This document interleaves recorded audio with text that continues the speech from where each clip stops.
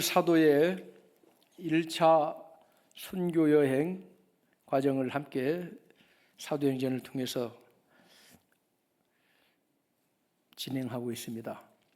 시간마다 복음의 확장은 사람을 통하여 성령의 역사이구나 하는 것을 우리가 계속 확인해 나가고 있습니다. BCD 안디옥이라고 하는 큰 대도시에서 회당을 중심으로 복음을 전했을 때 놀라운 반응이 나타났습니다. 많은 사람들이 믿었습니다.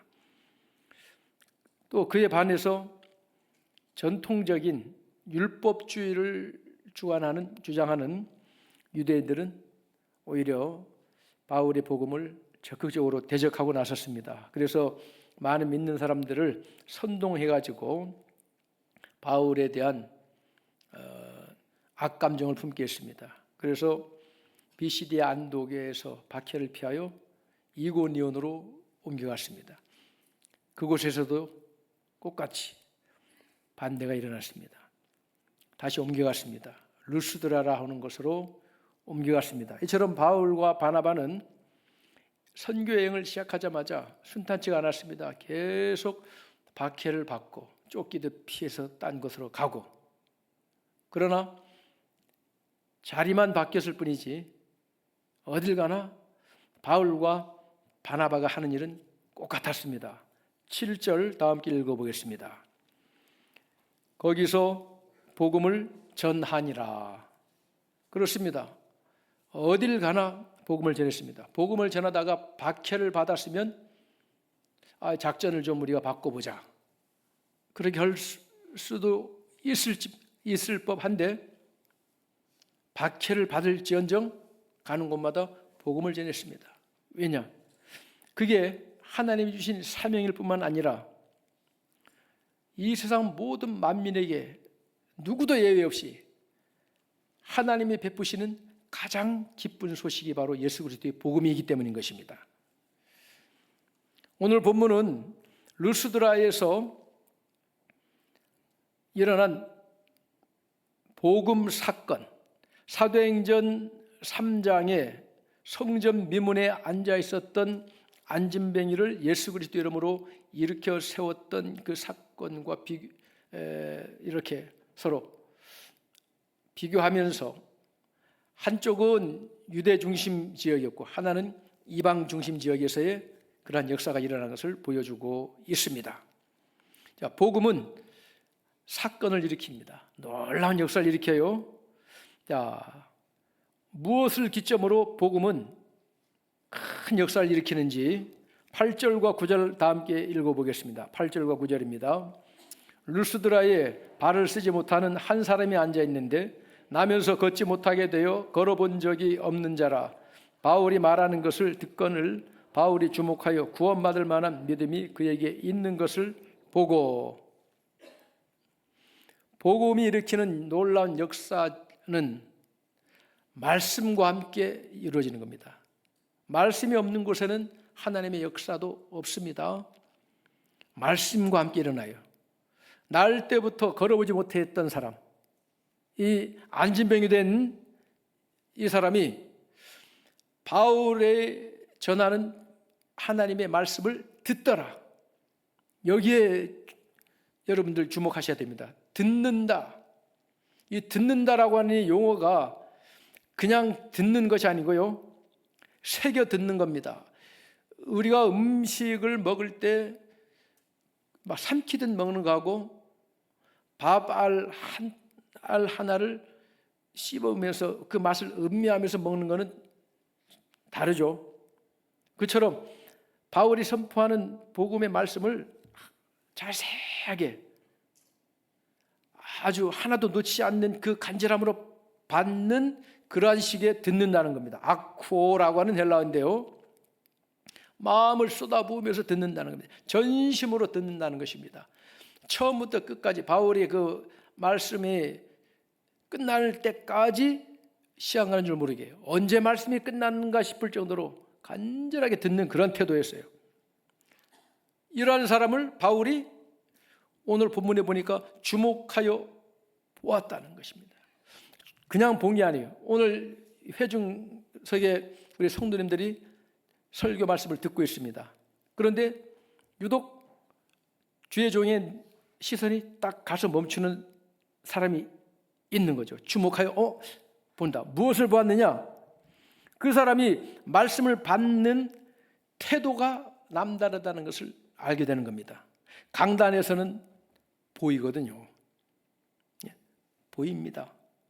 우리 성도님들이 하나님의 말씀을 전심으로 듣고 있는지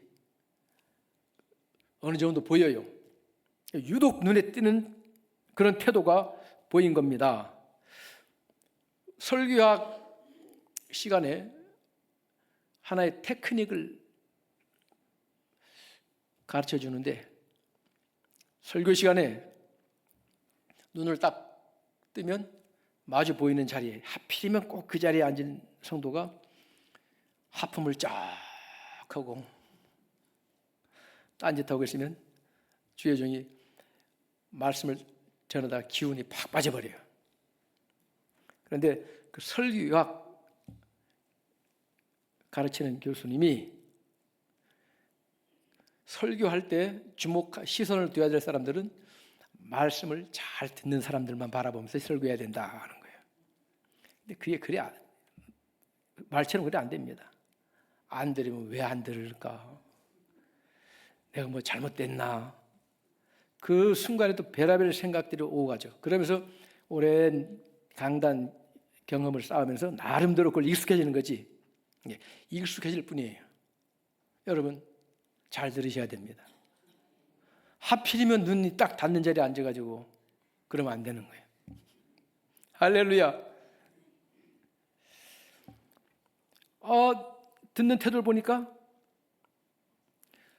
바울 사도가 저 사람에게 말씀이 역사하고 있구나. 그래서 보이는 거예요. 말씀이 역사하고 있구나. 말씀이 역사하고 있구나. 그리고 그 사람에게서 성령이 하시는 일이 보이는 거죠. 그의 간절함이, 말씀을 듣는 그의 간절함이 바울에게는 구원받을 만한 믿음으로 보인 겁니다. 믿음으로 보인 거예요. 아무개 저 분은 하나님의 큰 역사를 체험할 그런 때가 된 것 같구나. 그릇이 준비된 것 같구나. 어떤 확신 같은 게 오듯이. 그렇습니다. 믿음이라고 하는 것은요, 구원받는 믿음은 일단 말씀을 들으면서 오는 거예요. 말씀을 듣지 않고는 구원받을 만한 믿음이 생길 수가 없어요. 그래서 로마서 10장에서는 그 구원받는 과정에서 가장 지대한 공헌을 하는 자가 누구냐? 누군가에게 하나님의 말씀, 복음을 전해주는 자라 하는 겁니다. 공연이 여기 나와 있을 수 있는 게 아닙니다. 누군가가 전해줬기 때문에, 듣는 나에게 이 전해주는 사람의 이 내용을 그냥 귀 넘어 듣지 않고 나에게 대단히 의미가 있는 소리로 들려지는 그게 있어가지고 우리가 처음 교회로 발걸음을 옮기게 된 줄로 믿습니다. 들을 귀가 열려지는 것이 우리 성도들에게는 은혜 중에 은혜인 것입니다. 들을 귀가 열려져야 되는 거예요. 이렇게 들려지는 것은 믿음을 갖게 하는데, 그렇기 때문에 믿음은 나로부터 말미암는 것이 아니라 하나님께서 우리에게 베푸시는 은혜의 선물이라는 거예요. 에베소서 2장 8절 9절은 너희가 그 은혜를 인하여 믿음으로 말미암아 구원을 얻었나니 이것이 너희에게서 난 것이 아니요 하나님의 선물이라. 아멘입니까? 나는 믿었습니다. 그 믿음이 하나님께서 내 마음에 말씀을 들을 때 믿어지게 하는 성령의 역사가 있었기 때문에 믿어 구원받은 줄로 믿습니다. 그리고 그러한 구원받을 만한 믿음은 마음으로 믿는 것으로만 끝나는 게 아니고요, 순종하고자 하는, 그 말씀대로 순종하고자 하는 자발적인 의지가 일어납니다. 빌립보서 2장 13절 말씀에 우리 안에서 행하시는 이는 하나님이십니다. 그런데 하나님께서 어떠한 하나님의 기뻐하신 뜻을 이루기 위해서 우리 마음에 소원을 품게 하신대요. 소원을. 그래서 그 소원을 품고 강렬한 의지적, 자발적 결단을 일으켜가지고 오늘 이 말씀대로 내가 살아봐야겠구나. 오늘 나에게 주신 말씀이구나. 유독 누군가의 심령에는 하나님께서 직접 나에게 오늘 말씀하시는구나 라고 하는 말씀이 들려지고, 그리고 이 말씀대로 내가 한번 따라 실천해 봐야겠다고 하는 소망이 일어나는 거예요. 그게 하나님의 은혜입니다. 믿음에 구원받을 만한 믿음은 말씀을 믿음으로 받을 뿐만 아니라 그 말씀대로 살고자 하는 적극적인 의지가, 순종하는 행위가 나타나는 것이죠. 누가복음 24장에 예수님이 부활하신 날 엠마오로 내려가고 있었던 두 제자에게 직접 나타나셨습니다. 그 두 제자는 낙심한 마음으로 예루살렘을 등지고 엠마오로 가고 있었던 것이죠. 그 예수님이 그들에게 하나님의 모든 구약의 말씀을 통하여 예수님의 그 십자가의 죽으심과 고난당하심과 부활의 그 모든 것이 말씀대로 이루어졌음을 가르쳐 주셨어요. 그 결과 어떤 일이 일어나느냐? 누가복음 24장 32절 이하에 보면 그들이 서로 말하되 길에서 우리에게 말씀하시고 우리에게 성경을 풀어주실 때에 우리 속에서 뜨겁지 아니하냐 하더냐 하고 곧 그때로 일어나 예루살렘에 돌아가 보니, 그들은 이제 내 평생에 다시는 예루살렘을 향할 일이 없다. 예수님이 처참하게 십자가에 못 박혀 죽임당한 그것을 본 이상 그들의 기억 속에 예루살렘은 다시는 볼 일 없는 도성으로 여겨진 것입니다. 그런데 예수님의 말씀을 듣는 중에 그들의 마음에 뜨거움이 일어난 거죠. 그 뜨거움은 무엇입니까? 이 말씀대로 실천하고자 하는 것. 너희는 가서 전하라. 무엇을 전하라는 거죠? 예수께서 죽은 자 가운데서 3일 만에 다시 살아나셨도다. 부활의 복음이에요. 그 마음이 일어난 거예요. 등졌던 예루살렘을, 그 말씀을 듣고 마음이 뜨거워짐과 함께 다시 예루살렘을 향하여 그 밤에 올라갔습니다. 그리고 전했습니다. 할렐루야. 사랑하는 성도 여러분, 나는 저 일을 못해. 나는 절대 저런 일을 못해. 나는 못하죠.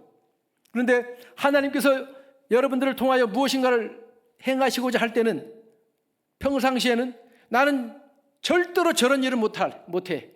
아무리 누가 나를 강권적으로 시켜도 나는 못해 하는데, 하나님 역사하시면 하고자 하는 마음을 불러 일으키는 은혜가 있게 되는 줄로 믿습니다.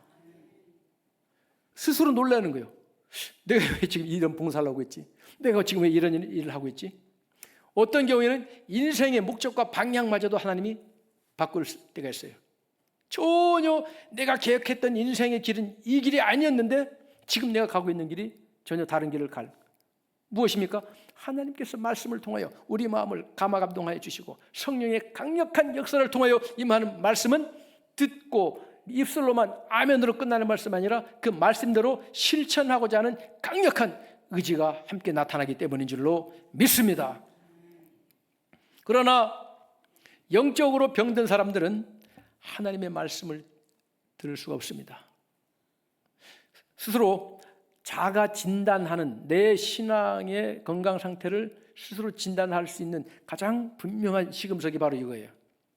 사랑하는 성도 여러분, 하나님의 말씀이 듣는 것이 큰 사모함이 식어져 버렸습니까? 영적으로 지금 병들어 있다는 뜻이에요. 하나님의 말씀을 들어도 감동이 안 되죠. 그리고 어떤 말씀을 하면 의심이 생기죠. 이 말씀은 이렇게 의심이 되고 저 말씀은 저렇게 의심이 되고 영적으로 병들어 있는 상태예요. 주님 앞에 구하셔야 됩니다. 뭘 구해야 되느냐? 계시록에서 아시아 7교회에 예수님께서 편지를 보냅니다. 그리고 마지막 후렴구처럼 꼭 첨가되는 말씀이 있습니다. 들을 귀 있는 자들은 성령께서 교회들에게 하시는 말씀을 들을지어다. 들을 귀. 하나님의 말씀이 들려져야 돼요. 그 은혜를 구하셔야 되는 거예요. 내가 요즘에는 하나님의 말씀이 들리질 않는다. 사모하는 마음이 사라졌다. 그러면 구해야 돼요. 주여, 들을 귀를 열어 주시옵소서. 말씀에 대한 사모함을 회복하여 주시옵소서. 사랑하는 성도 여러분, 성도는요, 영이 건강해야 됩니다. 우리의 영은 무엇으로 사느냐? 하나님의 말씀으로 사는 거예요. 요한복음 6장 63절에 살리는 것은 영이니 육은 무익하니라. 내가 너에게 이르는 말이 영이요 생명이라. 우리를 살리는 것은 성령의 역사인데 또 살아나는 것도 우리의 영이 살아나는 거예요. 할렐루야. 내 영혼이 잘됨과 같이 내가 범사에 잘되고 강건하기를 내가 간구하노라. 영이 건강하셔야 돼요. 영의 건강은 하나님의 말씀을 들을 때예요. 어떻게 들려요? 들려지는 말씀으로 받을 때인 줄로 믿습니다. 오늘 본문에 등장하는 이 날 때부터 걷지 못했던 사람은 하나님의 말씀을 들을 때 강렬한 뜨거운 감동이 일어났습니다. 그 말씀을 듣는 순간에 이제까지 한 번도 걸어보지 못했던 자신의 그 선천적인 이 장애, 나는 이것은 결코 뛰어넘을 수 없는 불가능의 장벽이다 라고 했던 그 현실의 벽이 하나님의 말씀이 들려지고 하나님의 말씀이 내 마음을 뜨겁게 감동할 때 그 장벽은 철옹성같이 내가 도저히 뛰어넘을 수 없는 그 불가능의 그 장벽은 점점 멀어지고 하나님의 말씀이 나의 심령을, 나의 전인격을 사로잡아 오는 것을 체험한 것입니다. 사랑하는 성도 여러분, 우리가 인생을 살면서요, 아무리 발버둥 쳐도 불가능했던 현실이라는 게 있어요. 현실을 부인하는 믿음은 맹목적 믿음이에요. 그건 믿음이 아니에요. 우리는 현실 속에서 하나님의 하시는 일을 구하는 믿음입니다. 눈앞에 벌어진 현실을 무시하면서 막연하게 잘 될 거야, 잘 될 거야. 그런 소위 말하면 인본주의적, 적극적, 긍정적 사고방식 가지고 안 돼요. 현실 속에서 창조주 하나님께서 내 삶의 현실에 직접 개입하시는 하나님의 능력을 믿는 그 믿음이 일어나야 되는 거예요. 그 믿음이 어떻게 일어난다고요? 하나님의 말씀을 통해 임하는 거예요. 할렐루야. 그 말씀이 임할 때에 그 불가능한, 도저히 내가 뛰어넘을 수 없는 그 장벽은 멀어지고 하나님의 말씀이 나를 사로잡을 때 상상치도 못했던 행동이 나오기도 하고 과감한 도전이 나오기도 하고. 아멘입니까? 인생의 축지법이 그때 생기는 거예요. 수십 년 동안 애쓰고 애써도 안 돼서 포기했던 어떤 상황이 하나님의 말씀이 내게 살아 역사하는 순간 하루에 이루어지는 경우도 있습니다. 놀라운 체험을 하는 경우가 있어요. 그러한 은혜를 누리시기를 주님의 이름으로 축복합니다. 어린아이와 같은 믿음으로 진실로 너희에게 이르노니 너희가 돌이켜 어린아이들과 같이 되지 아니하면 결단코 천국에 들어가지 못하리라. 어린아이, 순종하는 겸손한 믿음 아니겠어요? 사랑하는 성도 여러분, 믿을 때에 어린아이들처럼 전적으로 믿어지는 은혜를 받으시기를 주님의 이름으로 축복합니다. 이렇게 재보고 저렇게 재보고 만져보고 그게 아니에요. 이왕 믿을 거면 말씀 그대로 전적으로 믿어지는 은혜, 그게 바로 어린아이 같은 믿음이에요. 할렐루야. 어린아이 같은 그 순종하는 겸손한 믿음이죠. 아브라함은 믿음의 조상이라 그러죠. 그 아브라함의 믿음의 표본을 로마서 4장 17절 이하에 그가 믿음과 하나님은 죽은 자를 살리시며 없는 것을 있는 것으로 부르시는 이시니라. 아브라함이 바랄 수 없는 중에 바라고 믿었으니 그가 100세나 되어 자기 몸이 죽은 것 같고 사라의 태가 죽은 것 같음을 알고도 믿음이 약하여지지 아니하고 믿음이 없어 하나님의 약속을 의심하지 않고 믿음으로 견고하여져서 하나님께 영광을 돌리며 약속하신 그것을 또한 능히 이루실 줄을 확신하였으니 그러므로 그것이 그에게 의로 여겨졌느니라. 하나님께서 아브라함에게요, 저 바닷가의 모래보다 저 하늘의 무별보다 더 많은 너의 후손을 다 일어나게 할 것이다. 그런데 아브라함의 현실은 불가능해요. 그 아내의 사라의 현실도 불가능해요. 그런데 하나님께서 하실 일을 말씀을 통해 주실 때 아브라함의 마음에 확신하는 믿음을 불러일으켜 줬다는 겁니다. 그러니까 그 불가능한 현실이 보이지 않고 하나님이 하실 일, 전능하신 하나님만 보여지는 거예요. 그러니까 아브라함은 과감하게 된다 선포하는 거예요. 그래서 99살에 내 이름을 이제부터 열국의 압이라고 이름 지어라. 말이 됩니까? 그런데 아브라함은 당당하게 열국의 압이라고, 열국의 엄이라고 자기와 자기 아내 사라의 이름을 계명을 합니다. 왜요? 하나님의 하실 일을 믿었기 때문이에요. 과감하게 선포하는 믿음. 우리가 예배당 건축하는 과정에서도 그런 일들을 많이 체험했습니다. 많이 체험했어요. 하나님이 하십니다. 할렐루야. 그건 맹목적으로 나온 믿음이 아니에요. 말씀을 통해서 기도 가운데 하나님께서 주시는 말씀이에요. 그게 하나님께서 하실 일은 우리 마음에 확신을 주고, 그리고 주의 종이 말 그대로 겁 없이 강단에서 선포하게 되는 거예요. 이루어지는 겁니다. 믿으시면 아멘입니다. 우리가 기도했죠. 쓰고도 나무 있게 없어서. 여기 지금 우리가 등기가 아직 안 넘어왔기 때문에 우리 세배당 건축 기도 제목 지금도 여기 강단에 있습니다. 그 중에 하나가 뭐냐면 7번 건축 원자재 가격이 상승하였사오나 예배당 건축이 완공될 때까지 재정적으로 쓰고도 남음이 있게 하옵소서. 할렐루야. 기억나시죠? 이 말씀도 이루어졌습니까? 안 이루어졌습니까? 이루어졌죠. 우리 건축 재정을 담당하신 우리 성기택 장로님이 건축 다 완성하고 첫 번째 하는 당회 때 재정 보고합니다. 건축 시작할 때 건축 재정 딱 남은 그 잔고가 건축이 딱 완성된 그날에 딱 그만큼만 잔고가 남았습니다. 할렐루야. 쓰고도 남게 하옵소서. 쓰고도 남게 하옵소서. 누가 주신 감동이기 때문에, 하나님이 주신 감동이기 때문에 이 대전 누리교회의 세배당 건축을 허락하신 하나님의 계획 속에 하나님이 하실 일을 말씀을 통하여 감동 주시고, 그러니까 오병이어가 우리 주님께서는 능치 못할 일이 없다, 이러한 역사도 일으키는구나 하는 하나의 믿음의 메뉴판의 하나로 아는 믿음이 아니라 오늘 우리에게 해당되는 말씀을 주셨기 때문에 우리는 그 말씀을 붙잡고 선포한 거 아니겠습니까? 그리고 기도한 거 아니겠습니까?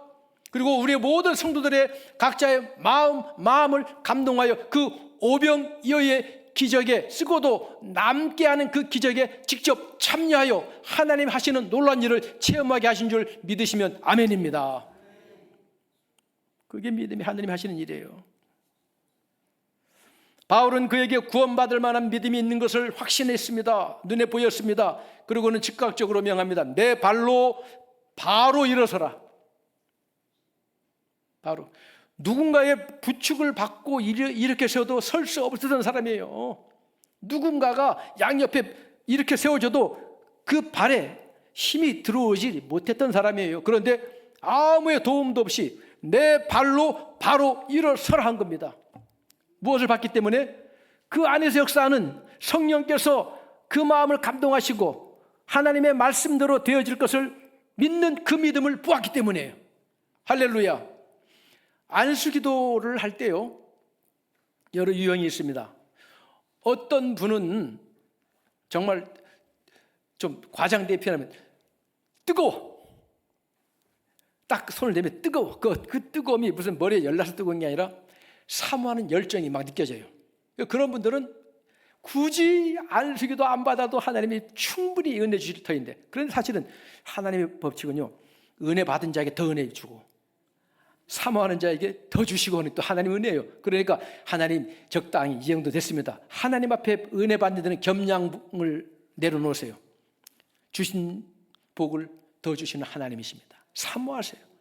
그런데요, 어떤 성도는 안수를 하잖아요. 완전히 얼음장입니다. 체온이 식어서 얼음장이 아니라 영적인 얼음장이 느껴져요. 그때 주의 종은 진짜 믿음으로 기도해야 됩니다. 하나님, 완전히 식었네요. 하나님만이 역사하십니다. 주여, 불을 붙여 주시옵소서. 이 믿음에, 식어진 믿음에 다시 불을 붙여 주시옵소서. 할렐루야.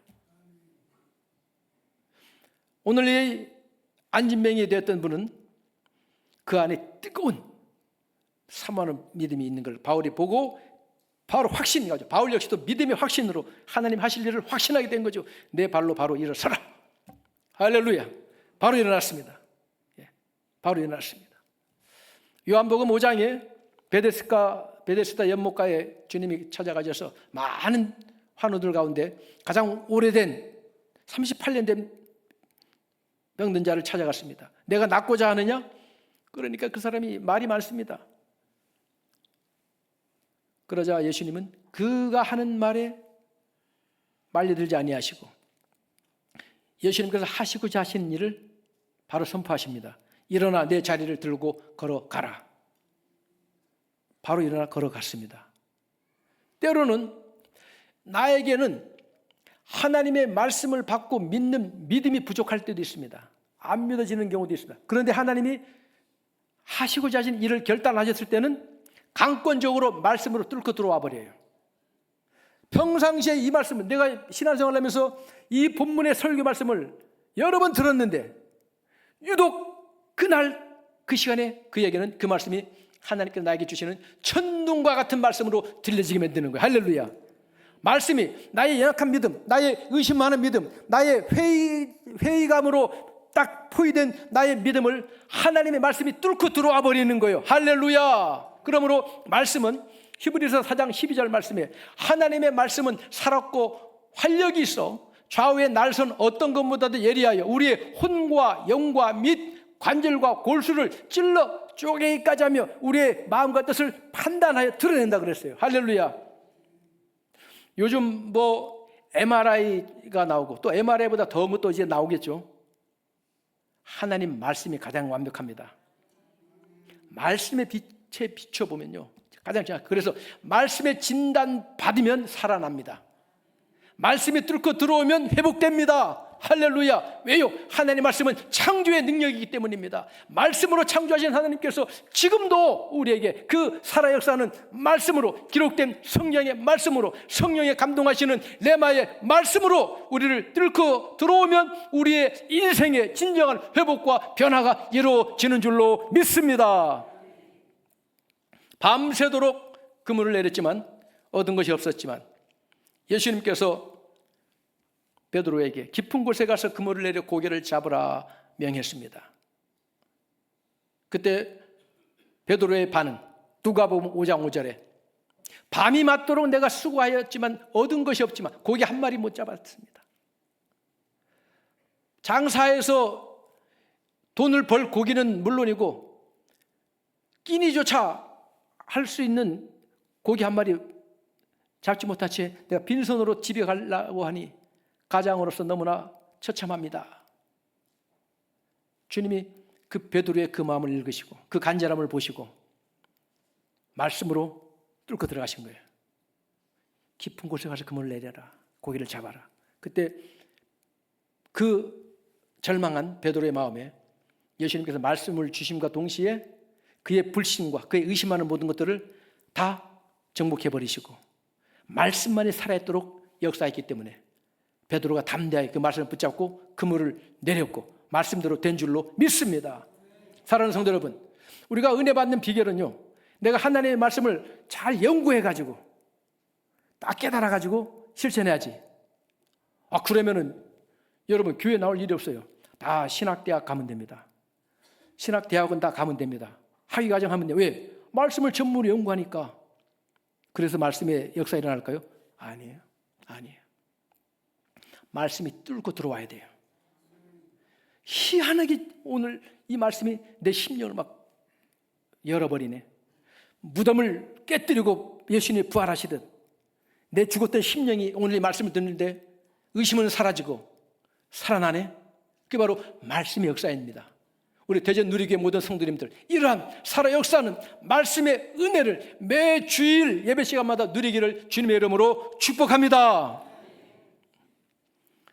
이 사람이 일어나니까 수많은 이방인들이 제우스 신이 성육신하여 왔도다 하고는 제우스 신의 제사장이 와서 제사를 드리려고 그러니까 바울이 옷을 찢으면서 이러지 마시오.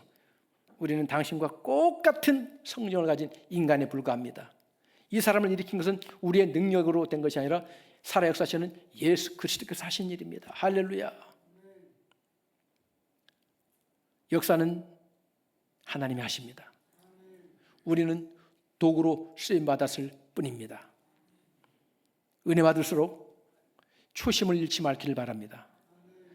그 받은 바 은혜의 도구로 쓰임받았는데 마치 내가 무엇인가를 한 것처럼 착각하다가 수많은 주의 종들이 나락으로 떨어지는 경우가 너무나 많습니다. 은혜를 받을수록 나는 아니요 오직 누구만? 오직 예수입니다. 한번 따라하시면 나는 아닙니다. 오직 예수입니다. 이게 답이에요. 이 말씀 붙잡고 귀한 축복의 통로를 쓰임받으시는 구원받을 만한 믿음의 기적을 날마다 누리며 사는 우리 모두가 되시기를 주님의 이름으로 축복합니다. 기도하겠습니다.